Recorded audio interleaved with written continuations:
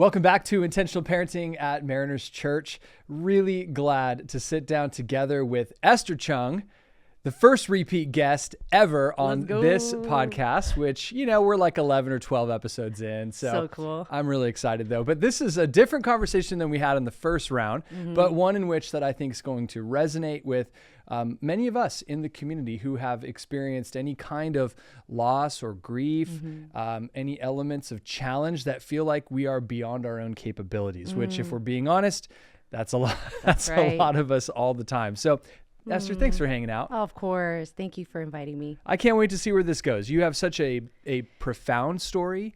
What you and David have walked through is beautiful. It's immense, and yet you carry it with such generosity. Like you really do give so much from your own story. And I'm really grateful that you were willing to kind of share it here, and we'll just see what God wants to do with it. Let's do it. Okay. So before we jump into all of that kind of stuff, it would be fun just to hear how things are going at home. Last time we sat in this room, there was some sickness going on. I remember that. And I then warned everybody that throw up was coming their way. Shoot, yeah. I don't think it happened, but I'm just curious. How are things now? Things are, well, about a week ago it happened again. Oh, shoot. Oh man. But you know, just daycare lungs, all the stuff, Yes. and school. And I mean, I guess it shows that they're actually living, they're around people. There you go. So, but no, for those of you don't know, I have Kinsley who's 6 and Caden who's 2. And so we're still in kind of the trenches of having young kids, but Caden turning 2 has been a big deal.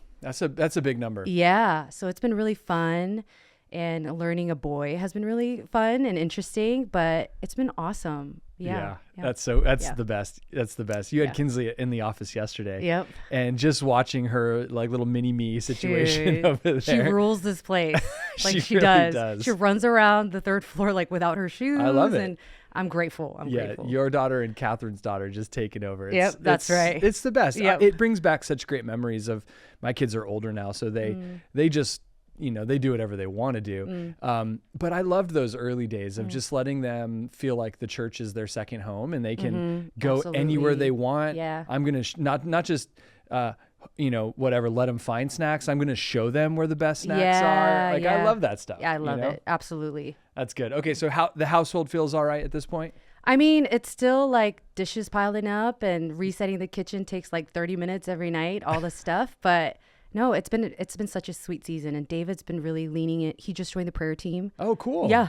And that's great. He just went through VMW, our whole onboarding process, and he's in the clear. He's fine. Congratulations. Saved and still all the things. And then he's doing a 12-week prayer cohort Wednesday nights. Yeah, great. And so it's just been awesome because we have young kids. David really had to be with the kids while I've been at church more. And but seeing him lean in and really get to meet the amazing people that I've loved all this time himself has been such a gift. It's been really cool. That's the best. Yeah. Out of curiosity, has that been something that David has loved for a while? Is it a spiritual gift he's leaning into? Kind of where did that come from him? Just for prayer. Just curious. Yeah, for prayer. I mean, we come from a, Korean church background where prayer is kind of embedded into our services. It's really a part of our spiritual formation and culture. But I don't, if anything, I think David and I would think that we don't pray enough because we're always around people like that, praying louder than us, longer than us. And I'm so thankful because one of our shepherding elders, Dr. Josh, who's also our marriage counselor, he's seen David for such a long season and was like, hey, he kind of actually found, not only David, it's not necessarily that he was good at praying. He could pray because he's a Christian and he talks to the Lord. Sure. But it was kind of also the easiest thing. Like, he has to come bring the kids for service. Right. And then while I go get the kids, he can stay and pray for people. So it was kind of like the easiest, lowest barrier way of entering into volunteering that didn't have us, coordinate a bunch of other things. Yeah. So it was like a little bit of that. It was like, where is David's gifting? Where is he, but then also what's kind of easy in the season where we're not making excuses and not being the hands and feet of Jesus. Yeah, I love it. It's like where practicality meets gifting, and to see David lean into that is awesome. That's a really great thing. You can just drop the kids off at the normal time because it's at the end. We pray for people. Yep. They might be the last kid picked up every now and then, but that's okay. Yeah. That's also pastor kids' life. Totally. And I was like, did you get your lanyard? It's so small, but it's just being a family team. That's our family mission. Yeah. A family team of servant leaders living on mission, and to be a team and to be able to communicate with our kids. Daddy's going to come like 5-10 minutes later because he's, you know, being able to communicate that to the kids and being able to live it out together is just the best thing. Yeah. And not only that, you're teaching your kids that we don't just go to church. We are a part of the church. We contribute as much as we consume, and to show up as a family and to know that you could, and as your kids get older, so this isn't anytime soon necessarily, but like I'm in this season now, our family can arrive at church and we could all spread out. Yeah. Everyone just kind of goes and reports for duty. Yeah. You know, there's something really amazing about that, where the kids just grow up. This is the air that they breathe. And it is not just normal. Yeah. It's beautiful, and it's a high value for us. Absolutely. You know? So cool. So you're starting young, which is great. Oh man. Yeah. It's awesome. So good. Okay, so yesterday you had Kinsley in the office, and we started talking about some of the unique things kind of in your home, and you talked about these rules, right? Yep. Printed rules. That's right. When people hear this, they go, "Oh wow, that's intense," right? Legalistic, Pharisaic, authoritative parenting. You don't have to go that far, but you talked about we have them printed in our house. There are these rules, and in my mind, I'm thinking, "Wow, the 10 Commandments on stone tablets in the corner," right? The law. But then you said, I said, "Well, what are those rules?" And would you share those with us? Because they're not at all what I thought they'd be. Yeah. They're low-hanging fruit, and it really is creating a culture in your home. Yeah. So we have our own family values, but these are like easier, shorter, because my kids are younger. And I basically heard from Tiffany Lyons, our college pastor. Her mom created this photo frame with these rules, and she would just go back to them. And because I noticed that whenever I would correct my kids, I would go to the extreme of like, you can't watch TV for an entire week, you know? And I'm just like, oh my gosh, what am I going to do? Yeah. What if like I done that's to going to help me? You know, that's not going to help me.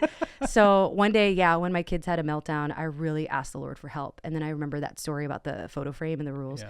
And so the rules are, we love God first, we listen and obey, be kind to each other, be thankful for today. That's great. And it has a song, and I could feel you trying to not sing. I know. I could share. No, I really want to give credit, to the Lord. Like he's so, like the very next day, I heard I didn't even hear the melody. I just sang it, and it was set. It was, we love God first, we listen and obey, be kind to each other, be thankful for today.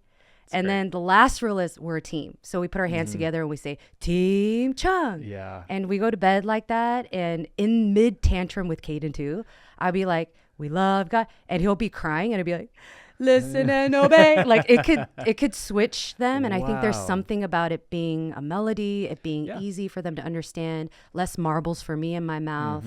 And it's been awesome to be able to, or if one time Kinsley was like, I don't want to go to church, you know? And before I could let myself think, oh my gosh, I failed as a pastor, I just was like, hey, we love God first. Yeah. Or if we're not, if Caden, hits his sister, we're like, hey, be kind to each other, So it's been super helpful for us. It's excellent. It's a simple thing that has such profound implications to your family.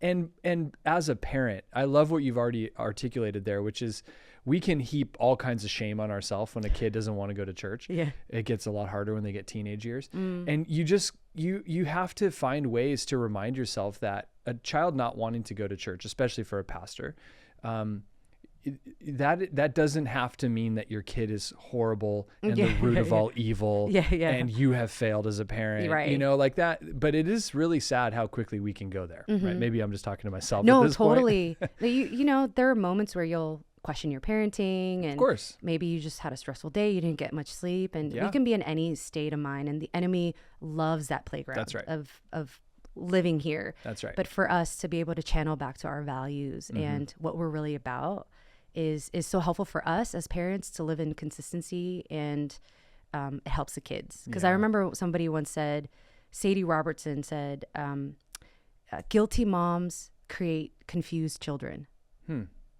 And I remember that was pivotal for me, of just, okay, I shouldn't feel guilt about whether it's career or whether it's ministry or whether it's this or that, or where I am in my energy level today. It's like, no, the mission stays the same, so. You're reminding me of this story from a few years ago. I was at a Target, and there was, by the checkout line, there was a child, probably a couple years old, 2, 3 years old, having the full blown on the back tantrum, screaming, kicking. And mom is like trying her best, please, she's kind of pleading with her child.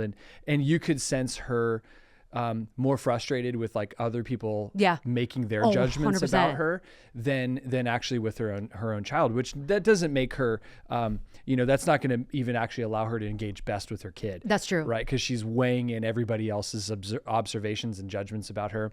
And I looked at her and she looked at me and I just tried to convey in my eyes, you're doing fine. Oh, like it's okay. that means the world. Every parent has had their kid lose it at a checkout line. Yeah. Like it's okay. That's right. And she gave me this look back and I didn't know what to think of it. It was an odd look back. It was months later, a woman comes up to me on the patio and she said, hey, a while back, my daughter was in a Target line and my grandchild was having a tantrum. And you looked at my daughter, at this woman, and you just gave this look like it, in her face. And she goes, she knew that you were the pastor of her church and she was mortified. Oh, and I was like, mortified? I'm like, I tried with everything to just convey it's okay. And she's like, well, it didn't work. It was just this kind of funny moment. She's like, and we talked for a little while and everything is fine. She comes to church and all that. But it was just this funny thing where parents, you will place all kinds. And now she's thinking, now my pastor thinks I'm a train wreck. And I'm like, no, not at all. No way. But it's just ironic what we can do to ourselves, which does not help us be better parents. Yeah. In just the normal course of life and raising kids. Yeah, so, totally. Well, you and David are doing a great job. Oh gosh. 6 and 2. Thank you. I receive it. It's the best. It's the best. Well, you have, and why I was hoping to sit down together is that you and David do have a really, profound story. One that I know you have shared in some places, but for our kind of broader audience, those listening, I was hoping you could take some time and just talk about the grief that you have experienced and ultimately the season in which grief was the lens in which you viewed probably everything in your life. That's right. Right. It is the way, it was almost your posture. And so I'd love to hear the implications to being a pastor, a wife, a mom still, like just what was that like? As you share. So I'd love to give you some time to maybe share the story and then we can kind of dig in a little bit. That's awesome. Yeah. So March 14th of 2022, we had our second son that's not Caden, or our second child who was a son. His name was Jacob Ezekiel Chung. And when we were 12 weeks pregnant, we found out he had a genetic disorder called trisomy 18. Chose to continue on in the pregnancy, and then at 37 weeks, so full term, we had him, and 10 hours later he went to be with the Lord all too quickly. But that was a really rough season. I often call it a season of spiritual concussion. Like I felt like I got hit in the head and in my heart, and just kind of was like, where am I? Who am I? What do I believe about God? Just what do I believe about the church? What do I believe about worship and community? What do I believe about our marriage? How am I supposed to lead Kinsley through this? And so, but that's in a few weeks, we're celebrating his 4th birthday. So we're already planning it and trying to make sure that it's special and we remember his life. So, and our Mariners family was with us the entire time. So it was an interesting year. I would imagine so. So at 13 weeks you found out and you made the very courageous decision as a family to say, we're going to take this baby to full term. Right. And that not in any way trying to have a controversial conversation, but you leaned in, and I'm believing it's because, and what we would agree with here is that every child, Psalm 139 is true for every child. Yes. That when God knits a child together in its mother's womb, that child is fearfully and wonderfully made. That's not just true for the typical child. It's true for every single child, right? So I would imagine that's what kind of went into this. 100%. Maybe it wasn't even a decision, right? I mean, I sometimes share, was it something that I considered? Like, because people ask, like, why prolong suffering when you know the end already? Sure. Or this is quite complex. Yes, it is. Yeah. So I don't think the Lord like, shuns or shames our thoughts, like, questions. Of course. But yeah, I would say it was a thought, but it was never an option. Right. Yeah, because we knew that scripture talks about that he's the author of life. And we knew that the pen of the authorship of when it starts and it ends, it's in God's hands, not ours. Sure. And so, yeah, honestly, each day, each week, we weren't sure if he was going to make it, because most kids with trisomy 18, they pass as miscarriage. I and see. then if they miraculously make it through that, they'll be a stillborn. So for Jacob to be born and for us to even like hear his cry, that was pretty insane. And we decided to do a C-section with Dr. Anzaldo, who's one of our shepherding elders. Yes. And so God was so gracious in every step of the way. Yeah. At the time, obviously, it was so much harder. Sure. And yeah, there's still some sting when we think about it now. But we also do see at the very same time God's hand in the midst of all of it. Right. Yeah. Correct me if I'm wrong, but I would imagine you had your church and family community who was obviously with you in support of your choice. And you may have had some medical professionals that looked at you like, what are you doing? Yeah. Is that right? Right. Yeah. Our first initial OB, I wasn't sure if she was a believer or not, but she kind of, the protocol was to ask, hey, do you want to terminate the pregnancy? Right. And David did ask, like, is this going to hinder my wife's health? Like he did ask, I'm like, you better, It's a fair question. That is a fair question. And I think I just love that he was protective of me and he wanted to ask all the questions. And when she said no, we kind of looked at each other. I don't think we even said anything, but we knew. And I think that even shows it's so important that, not only are you one flesh by saying I do at the altar, but, I feel like theologically and value-wise and we take our relationship with the Lord and the Word of God so seriously that I would say that decision was fairly easy. And then I think what was the hardest was not necessarily like medical professionals, because it did shift where we started seeing Dr. Anzaldo, who's a shepherding elder. Yes. And he's like, there's dang, no greater the support. throne room enters like Yes. every room whenever he comes. But there was a tough conversation where David and I were sitting with my parents, and they kind of were like, hey, what if this kid is born and has medical issues? Like, are you wanting to put that on the line? And to be honest, I mean, I'm Korean. And so I think in that moment, my parents were more thinking Korean than Christian. And they were like, terminate the pregnancy. Like, what are you thinking? Wow. And I remember David and I just sitting in front of them. And I didn't shame my mom, because as a mom, she's thinking about her kiddo while I'm thinking about my kiddo. Right. So I totally got her filter of how she was thinking. But at the end of the day too, David and we became one family. So we just looked at them and we said, hey, we've made our decision. Right. And we are keeping him and we're going to carry his life as long as the Lord will allow us. Yeah. And once we made that clear, they never challenged us, which was also very honoring of them. And they just loved us and they loved their grandson as much as they could. Yeah. So that year leading up to it, really beginning at week 13, right? Until I'm sure many, many months after, guilt became, right, the thing in which, not guilt, I'm sorry, grief. Grief became probably the posture in which you arrived in every room and relationship, right? The grief is so immense and overwhelming.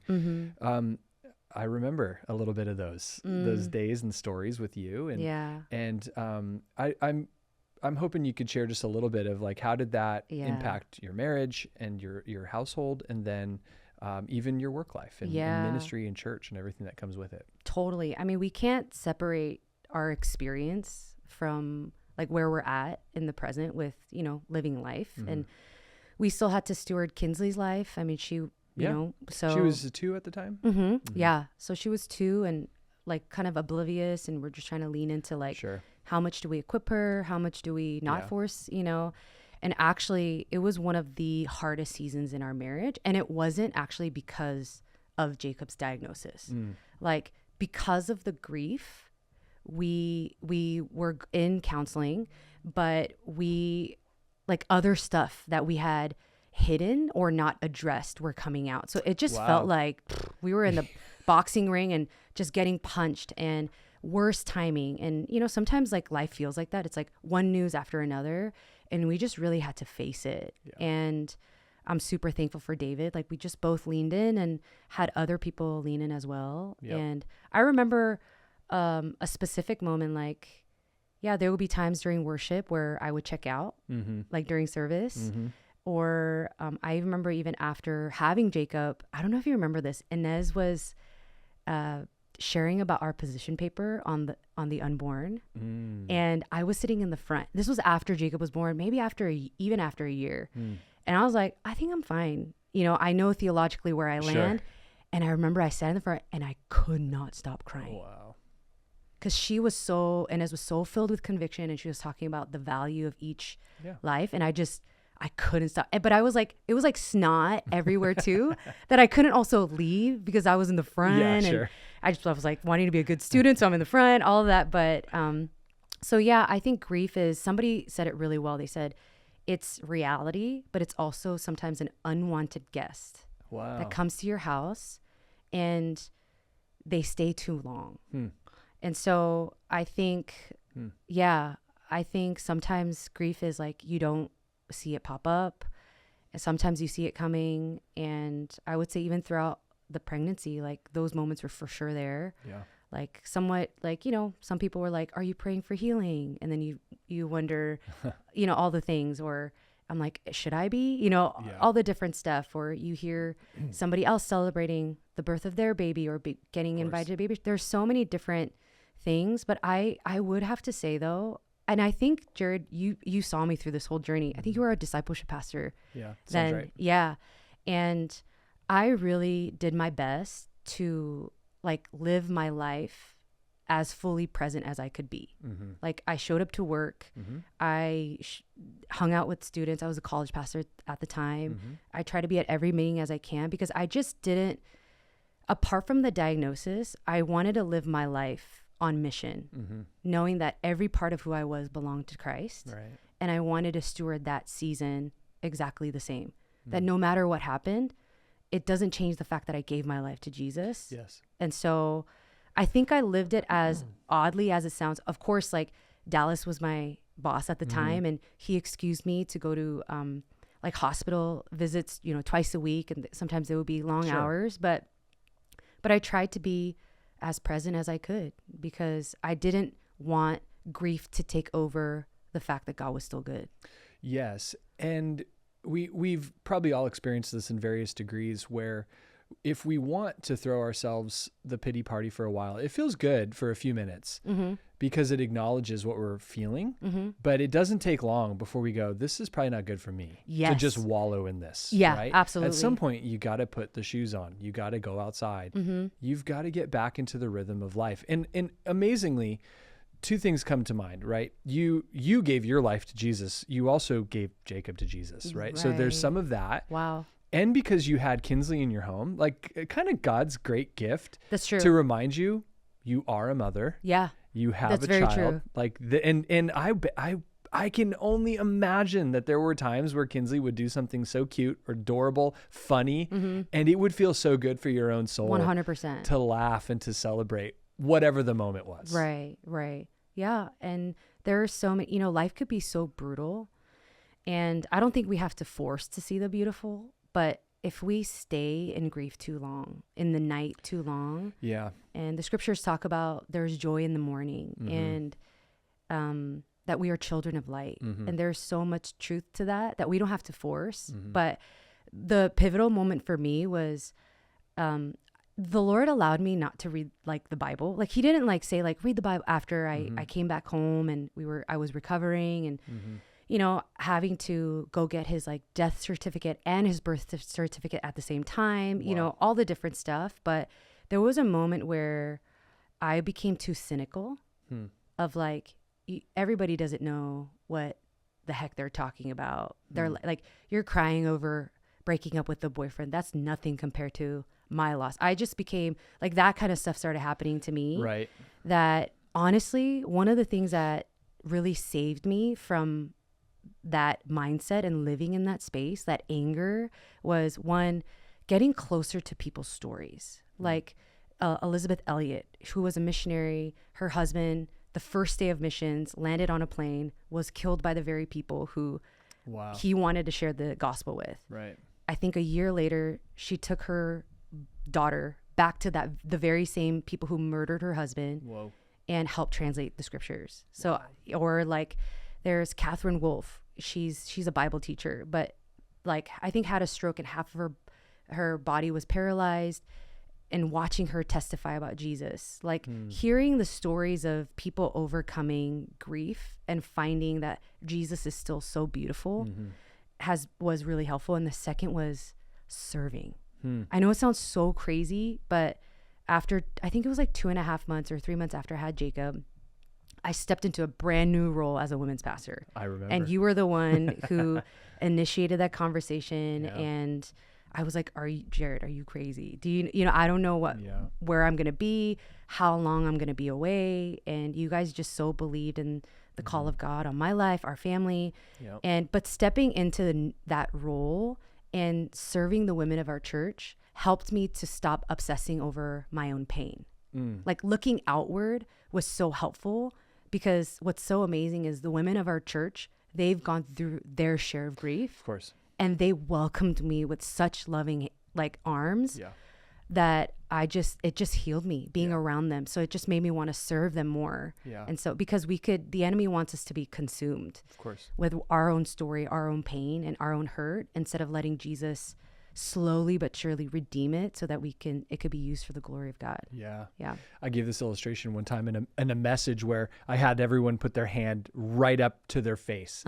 And I'm like, look how big your hand looks. Like it is overwhelming. It's all consuming. But then as you pull it away, you're like, it's just my hand, you know? Wow. And I think sometimes it's a really simple way of illustrating that when you do allow yourself to sit so long, and I'm not trying to dismiss any pain. We're not trying to dismiss grief. It's intended for us to go through, not to get stuck in. Yes. Right. So you can't disregard it. You couldn't if you wanted to.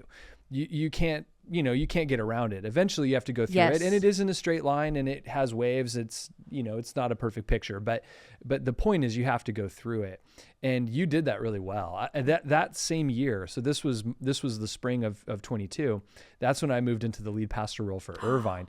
And so you were in this transition, because I remember we've been praying about you, and we were thinking about, as I was changing roles, moving out of discipleship, it was going to kind of shuffle a couple of other things as well. And so I can remember there was a lot of discussion about, okay, Esther is this brilliant, incredible gift to our church. What's the future going to look like? And knowing you're walking through something that was so evident that your faith was what was going to sustain you, and your relationship with God was going to only, grow immensely in the time like that. And so the thought was,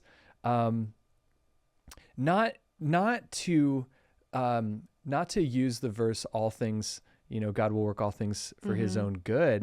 And yet it is an example of, somebody may have said that verse to you and it might have felt difficult and painful.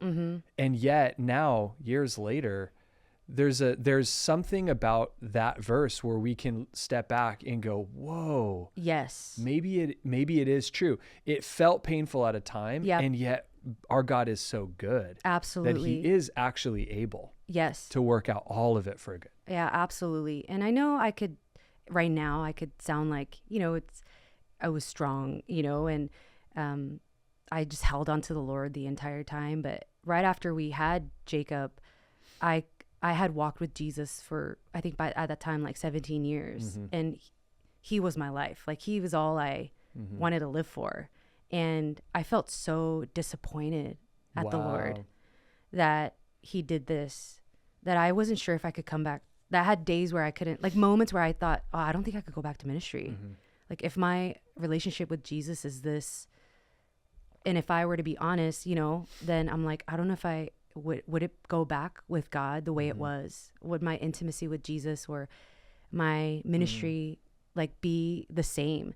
So I definitely had some of those moments. And I remember though, like I was washing the dishes once and I really casually said to David, well, I guess God lost his son too, like we did. And David also casually just responded, God didn't lose his son. He gave his son. And I think I just want to also just remind everyone, it's like those micro moments of honesty, but also truth is what shapes our lives, you know, helping our kids brush our teeth to like, you know, going to church. It's not those like grand moments. They're just such small moments of someone sending flowers or sending a text. And I would say, yeah, my relationship with God, my relationship with David, Kinsley, like you said, like, yeah, those moments where she would do something funny, or our life group meeting and us still showing up and them loving on us, and friends. I remember, I would say one of the most pivotal people through this journey was Beth. Beth is so aggressively loving. She's not afraid to face pain. Yeah. Like, she leans in, and I could just think of countless times, whether it's like, she was the one who connected me to Dr. Anzaldo. She was the one who helped send us to Disneyland for Jacob's first birthday, because I kind of was like, kind of want to go. I really want to make it special. I don't know if it's worth it. Like, she just removed any of the second guessing for me. Yeah. She would just text me. And so God uses every person in our life to help us endure seasons, and we just can't push people away, and he'll meet us. And I do, like, one more thing. I was thinking about how, you know, have you ever heard people say like, God can handle your honesty? And I don't think we get honest with God because he can handle it, but we get honest with God because it's there where we meet him and he meets us. Yeah, that's great. Yeah. Like, the goal isn't like, he's strong enough, so give it to him. Like, he'll carry it. It's like, no, he's actually carrying you. Yeah. And then when you realize like he's so strong, like he's the stronger ox, then you just gain a deeper revelation of the gospel and his care and his nearness. And then it's like just another level of, wow, you're so much more beautiful than I used to find you. So when I did think like, I don't know if I could recover from this, you know, I not only, you know, found healing, but I found a more beautiful Jesus. I love, Tim Keller says, Pharisees or religious Christians will find Jesus useful, but true Christians will find Jesus beautiful. And I could say, I find him more beautiful today than when I believed that he was my first love, you know? So even through all the ups and downs. Yeah. Well, you live long enough, and we'll have, you know, not only our own stories, but we'll be in friendships, relationships with all kinds of stories like this. Right. You know, and I want to give you a second just to even give a word of hope or encouragement to anyone going through a situation, or perhaps walking alongside somebody else, because it's a really important, I think, theological thing for us to understand. Does God cause? Does God allow? You know, that is a really complex and painful question, especially when you're going through something. Right. And it's not really intended that the right answer is what's going to carry you through. It's the trust and the proximity to Jesus that's going to actually get you there.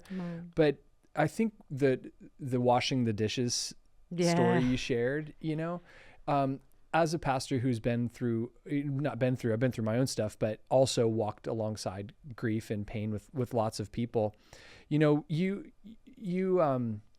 it helps me to just imagine that God is equally and more grieved, that he created a world perfect, and it was intended for him to be in physical proximity with his creation for all time. Yeah. And yet, because of the sin and brokenness of the world, he is the one grieving infinitely right now. I mean, like, across billions of people, there is grief all the time. And it is the ultimate grief for him to think, this is not what I originally intended. And yet, because of the person of Jesus and the repair and the redemption that can come, and what he sees in the future of what will be when Jesus returns again, there's this perspective shift, I think, that's possible or available to us. Yes. Where we might recognize that we're not alone in our grief. And in fact, God matches it, right? He sees it and goes, oh, I don't want it for you either. Yes. I don't, right? So what would be something that you would share with people in it right now, or even to equip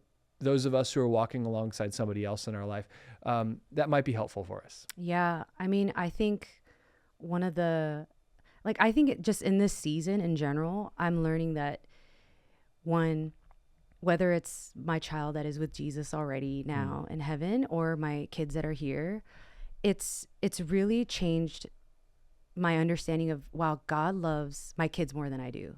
And I think sometimes moms operating in anxiety and fear right? Like the book Anxious Generation talks about how kids aren't getting unsupervised play, and that's like actually making them more anxious. Right. So I think like the enemy loves messing with moms and making them possessive or protective over their kids, or with dads, or all the things. I just speak as a mom. And I think I used to think, God, if you love Jacob, why didn't you keep him here?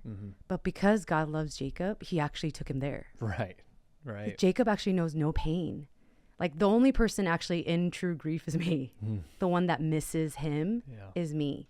And so, but I'm like, wow, Jesus, you love Jacob so much. You drew him there. And I get to, my son is ahead of me, and I get to join him later. Yeah. In a way, it creates such a longing for heaven for you. 100%. 100%. I think theologically too, I think like we're not going to lose our memory. So although we don't have favorites in heaven, my guess is that we'll still be aware of our relationships and potentially call each other by name. Yeah. I hope and so. Same. I hope it's not a Being brainwashed or like we start a over. Cosmic reset. Totally. Yeah. Like that was that one drama or that movie. Men in Black. Oh. I was thinking it was not surveillance. What was that? I have no idea. You know what that Eric? Anyways, there was that show Eric was talking about when you go to work, you don't remember your past life, or yes, Severance. Severance. Yeah, there we go. I but didn't Men in make Black's it, good too. I can't. Oh shoot! Wait, can we do a thumbnail of us doing the No, we with can't. sunglasses? I could not. That's so funny. I didn't make it through awesome. Severance. That's awesome. I didn't understand. I it. didn't either. I was like, I kept going. dude. I only watch those for like 12 minutes at a time because Yeah. you know the kids are up late, whatever. Absolutely. And I'm I'm like, like- I have no clue what's going on anymore. Yeah, me neither. But yeah, it just gives as a revelation. And so for parents, I would say whether I know so many moms who experience and families who experience loss of kids, and at whatever stage, at 6 weeks pregnant, or their 36-year-old child, and through an accident or a diagnosis, like just to be reminded that Jesus is more jealous for our children than we are.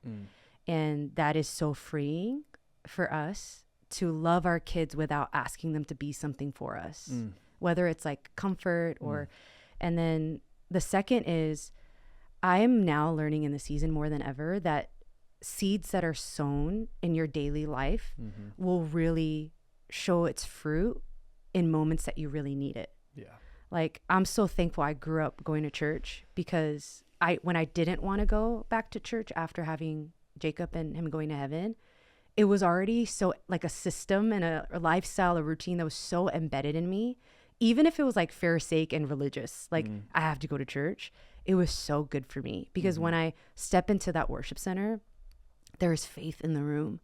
And sometimes when I don't have faith or hope or love for myself, I can almost borrow it from my brothers and sisters in Christ. Yeah. Because I also know that there are people going through things in that room. And so, yeah, I don't think that's pharisaical or religious. I think that's doing what you did at first, right? It's being reminded of is that beginning of Revelation, right? It's like, do what you did at first. Yes. And that will cause you to be in a place in which God can use that. Right. There 100%. are constructs for a reason. Yeah. Right. So, well, this is both hope-filled, even as we acknowledge the presence of grief in life, right? Things like this happen to us. And you had this great line when we got started. It's just this idea before we even started recording of grieving the life you imagined, loving the one that you have. I think that's a great line. Thank you, Chat GPT. Don't give away your secrets. Okay, my bad.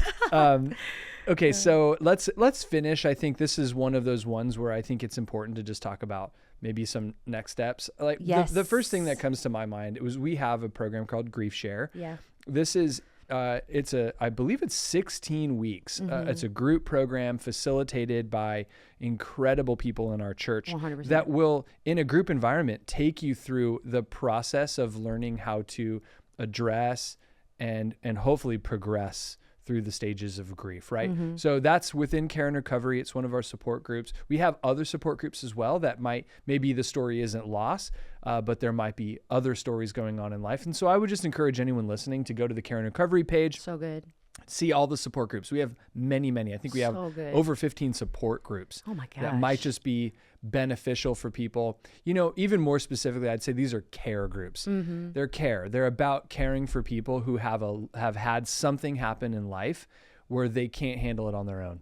Or maybe they're trying and it's not going so well. Yeah. So these care groups are exactly the place to go. But Yeah. Esther, what are some other next steps? I'd love for you even just to talk kind of unashamedly about women's ministry and some other stuff kind of coming up. Absolutely. I mean, you know, we have our women's night coming up March 25th. Great. And, you know, I always believe, you know, being in a room full of faith, like I'm never going to graduate from my need for that. Yeah. And I really believe we just had our life and leadership night with our key volunteers. And, you know, Christine and I were texting about that was the best one yet. Wow. And we didn't expect it, but we are really sensing a shift in the leaders of the women of our church. Wow. And super grateful. And, you know, I did mention like one of the things that helped me was the stories of people, but also serving. And I've been gripped by this statistic. I'll try to keep it as short as I can. I wrote it in our women's newsletter and I've just been so passionate about it. Carrie Newhoff, who's like a leadership pastor guru, he wrote this article about church trends in 2026. And he said more Gen Z is beating millennials and everybody else in their church attendance right now. Wow. But less Gen Z women are coming to church than Gen Z men. So we're losing for once. I just don't know what that looks like. No, I'm just kidding. No, but when I saw that, I was really sad. And so for a few days, I really wrestled with it. And then I looked at our attendance for Thursday night from fall to winter, 25% increase of Gen Z coming. And then rooted out of 1,700 people that are participating, 1,100 are women. Yeah. And out of the 1,100, 44% are Gen Z. Whoa. So I challenged our women in our newsletter, hey, all the statistics show Gen Z women aren't coming to church. They're coming to Mariners though. Wow. Are we ready? Are we ready to steward them? Are we ready to pastor them? Are we ready to shepherd them? Are we ready to care for them? And so I have been praying, God, bring the all-stars to be our rooted facilitators. Yeah. Pair them up. Come on. Let them lean in. And so I just want to challenge, like, whether it's like whether you're in a season where you're like David, where you just have to find something that's the closest or maybe even the shortest, but you're still engaging your spirit and your heart and your mind and your body, or you're like, Lord, my heart is burning for something you're doing in the church and also in the world. And I'm like, Gen Z women and women are coming and men are coming to Mariners. They're doing rooted. And I'm just asking God to bring in rooted facilitators who are burning for the Lord, because we have this amazing opportunity to steward them. So that's something that I'm like, please be praying, lean in. That's good. Yeah. So if you have been through rooted and you are ready to jump into lead, Esther's got you set. That's and right. if you haven't done rooted, the all-stars are being readied. Oh, so come on. This is the best time to do it, right? Yep. I also think there's an easy invite just into we're doing a series right now called The Week That Changed the World, just looking at the last week of Jesus's ministry. And there's so much written and so many words of Jesus in this time that if you've been outside of a rhythm of church, come on, this is the best, because you're getting a lot of Jesus right now. Yes, absolutely. And then we have Easter. That's the first weekend of April. So if you haven't served, this is like, you mentioned serving as such a key component 100%. Of your own story. You can serve for one time. You can serve. And when I say one time, what we mean is your first time. Yeah. Because it's the best. You'll get a taste of what it really looks like to follow after Jesus and to be a part of his work. That's right. And so it's super easy at any congregation to sign up and serve for Easter, guest services, or kids. We got tons of opportunities. It'll be really, really fun. So Esther, thank you. Oh man, thank you. Thank you for recognizing, not just sharing today, but recognizing that the story that God is writing in your household is not just for you, but that he is writing it for you to share, to lead even differently how you lead your teams, but also to encourage and to support those who might be in a similar place. Absolutely. So thank you. Thank you too. All right, my friends, thank you so much for joining us for this episode of Intentional Parenting. We'll be back in just a couple weeks with another great guest. See ya.